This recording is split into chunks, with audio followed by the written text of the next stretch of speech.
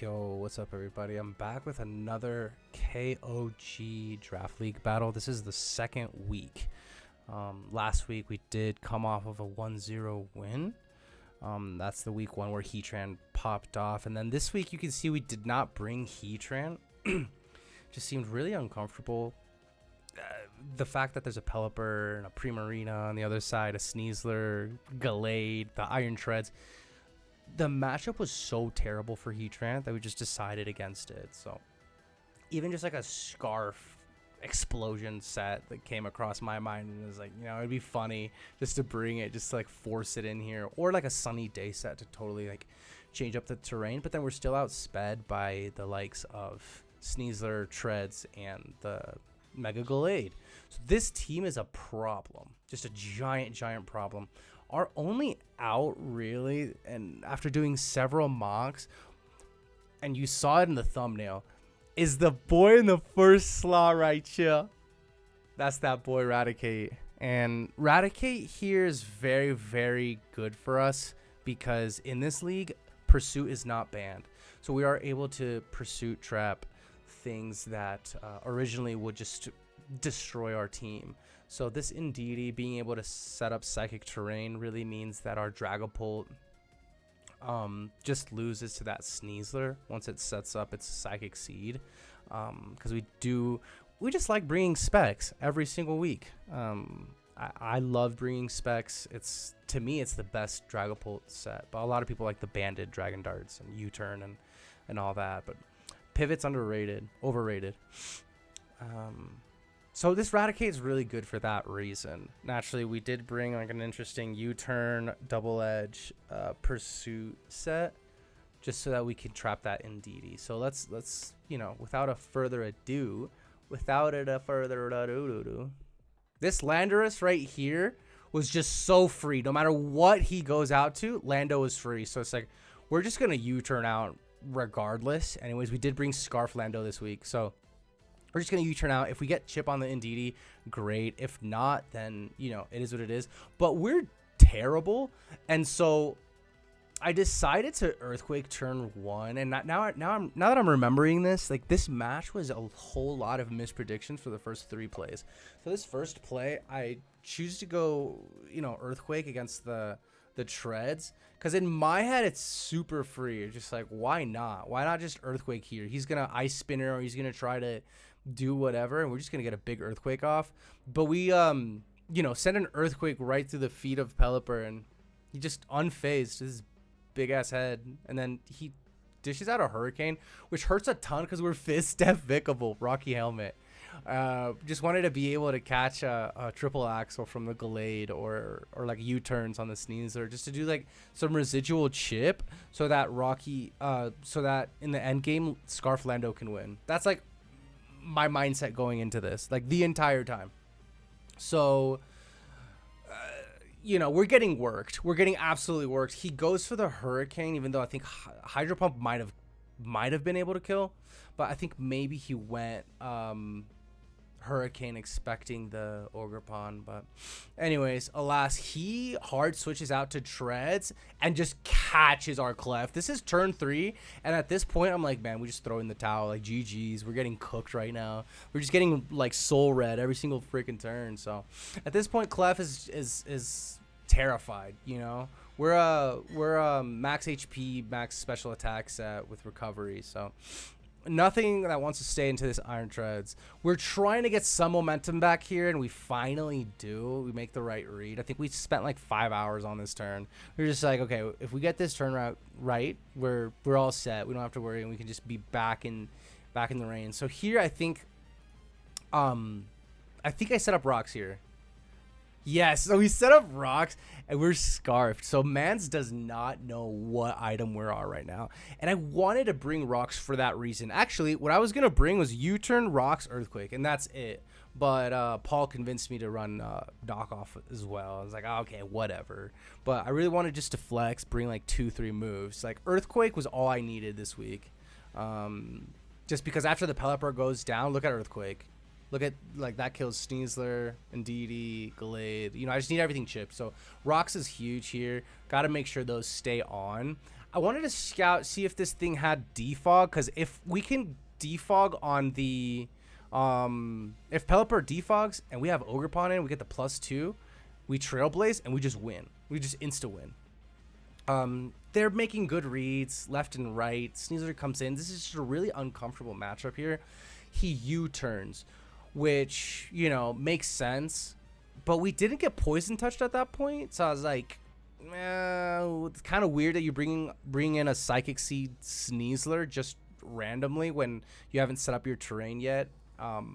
Usually, you know, you want to keep it in the back just to attack later and just to be able to set up your Unburden. But we U-turn again there, pretty obvious. We do go into our Clef that has a little bit of, it has like 48 Spadef EVs, which is crazy that it doesn't take a lot. We teleport here because we're crazy, and we go into the Lando.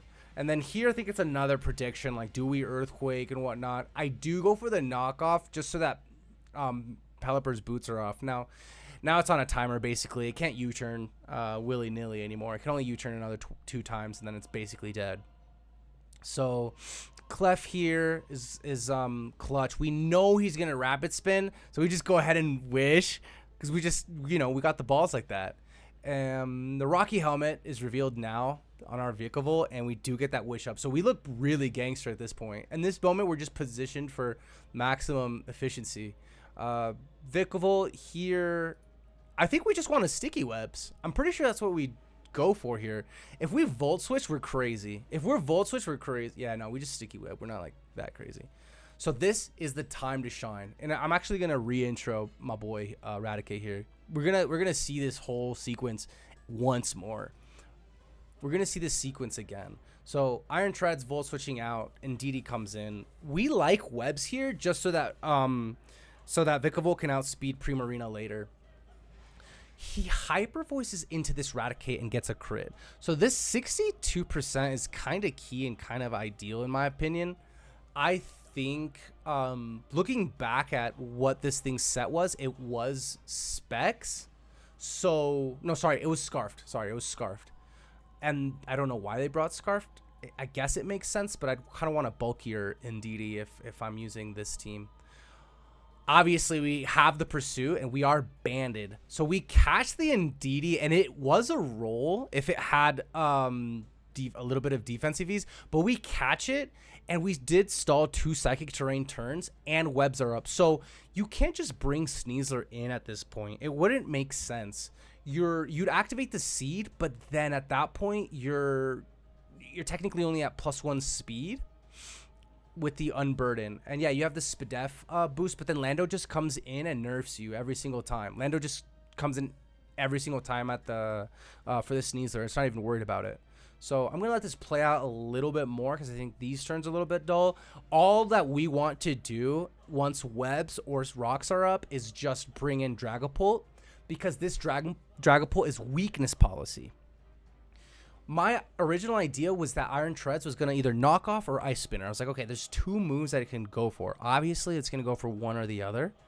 Ice Spinner would be doing like 55 to 60%, which is okay. Like, it's a lot of damage. Knockoff does a similar amount. But the thing here is, because it's a Psychic Terrain team, I'm not worried about priority. Usually, you don't bring priority when you're also bringing Psychic Terrain. It's just counterintuitive. It'll cancel each other out. So that's why, in my eyes, I didn't care if Dragapult got down to like 99% HP. As long as it was alive and it was at +2 everything, we just win. So we were Dragon Darts, Shadow Ball, U-turn, and then Thunderbolt. And that just beats his entire team after a +1, after +2, after the weakness policy is activated. But he doesn't attack us with a super effective move. So here we're just sitting there like, okay, we really wanted to bait this out. Excuse me, not Dracometer. We were Flamethrower. Flamethrower for what? Oh, I guess for the Iron Treads. We assumed we were going to be at +2 and whatnot, but we, you know, nah. Obviously, we get cooked by the Moonblast here. Like, this is Specs Primarina, and, you know, it shows. He switches into Sneasler here, and I think we just set up spikes. We're feeling really, really shiced right now. We're feeling excited just to be on just to just to have the advantage here, it feels super, super nice. We sacked the Raticate because we don't need the Raticate anymore at this point. It already did its job. It took out the Indeedee. That's all we needed. That's all we needed. So I was super, super happy that that actually worked out and we didn't look stupid. Like, it just stayed in and hyper voiced again. That turn took forever. That turn took forever when we were in front of the Indeedee. But obviously Intimidate comes out. We don't see a normal herb activate, or there wasn't a fake out to come out or anything like that. So it shows it was Psychic Seed. So its item is completely useless. We do U-turn on the pivot there and Dragapult's in again. We run the calcs. Okay, specs, or no, not specs. Our set does kill it. So we're just whatever, because we were weakness policy on it. Specs, Moonblast does so much damage, it hurts. And this is like the freest Iron Treads switch-in ever, but we just figured, hey, we'll just get a Wish Up and go straight into Dragapult. But we, yeah. So we go straight into Dragapult thinking he's going to Ice Spinner. Like, we thought the last move here was Ice Spinner or Knockoff, which makes total sense. Iron Head, Rapid Spin, Volt Switch, and like Knockoff against our team. Like, to knock off lefties on Lando, knock off Specs or Band on Dragapult, or just like to knock off Ogerpon's item, knock off Clef. But they didn't bring it. So we're trying to activate our weakness policy this whole time, slash also spin block. So it kind of worked in our favor, either or. Obviously, we don't want to stay in for a Moonblast. So we just sack the Clefs, like whatever. We don't need it. At this point, we're debating our end games. Like, is Ogerpon here free to just start IV cudgeling? It really all depends on the Iron Tread set. If it's Fizdef, then Iron Treads takes like 35 from this IV cudgel. But there are spikes on the field, so we're just kind of debating it. I think we go for knockoff here. I think it was probably to knock off the specs off Primarina to try to take a Moonblast with Dragapult, because we were that desperate to activate the weakness policy just to flex just for the content. I really wanted the weakness policy flex, but it doesn't happen, unfortunately. Here again, spin blocking is just so free. I wanted to catch a knockoff. I wanted to catch something, but yeah, Flamethrower picks up the KO on that Fizdef Iron Treads. Here we did the calcs. We're still not killing with anything. Primarina is so bulky on the Spidef side, yet hits so hard. We did the calcs here. It was actually a roll. It was like 92. Oh no, it's like 90 to 104 or something like that. So we get the good. I was gonna say the gooder part of the roll. We get the better half of that roll, and we're here, and you know, we're just thinking Ivy Cudgel's free, and we should outspeed the Sneasler. We're fine, but he reveals Scarf.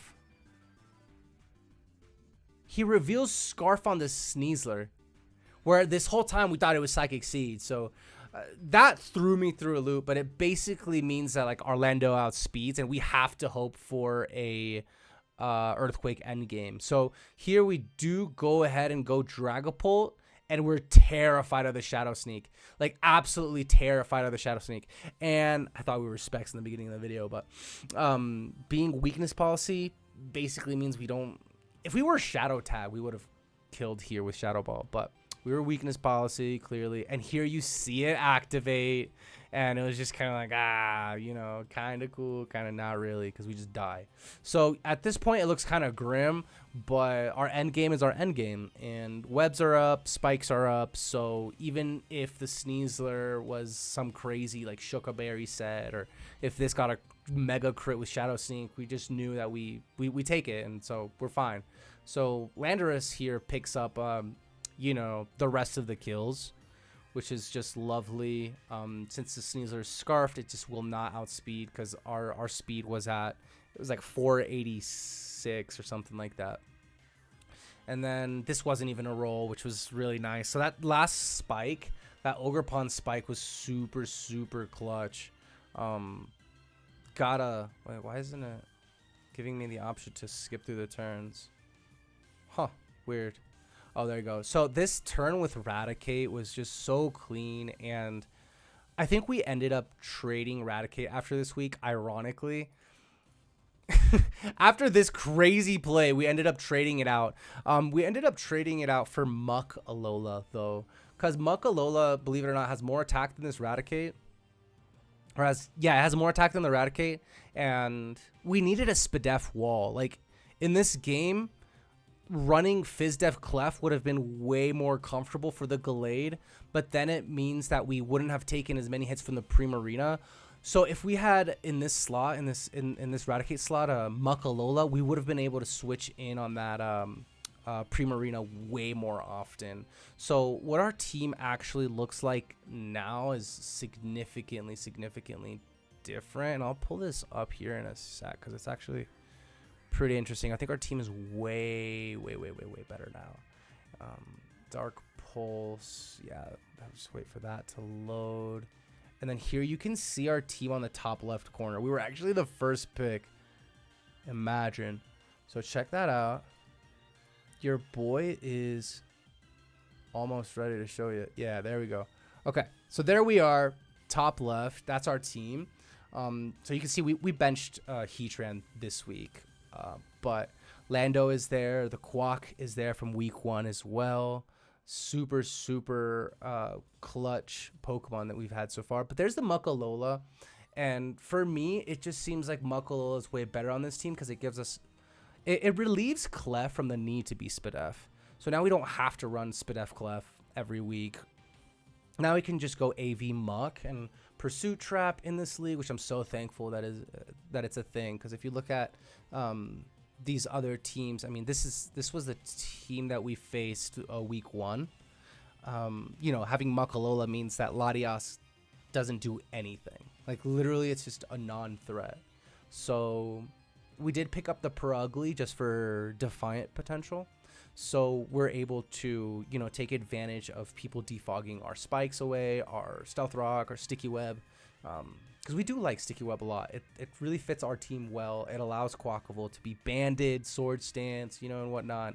It allows Landorus bulk up sets and Sword Stance sets to really shine.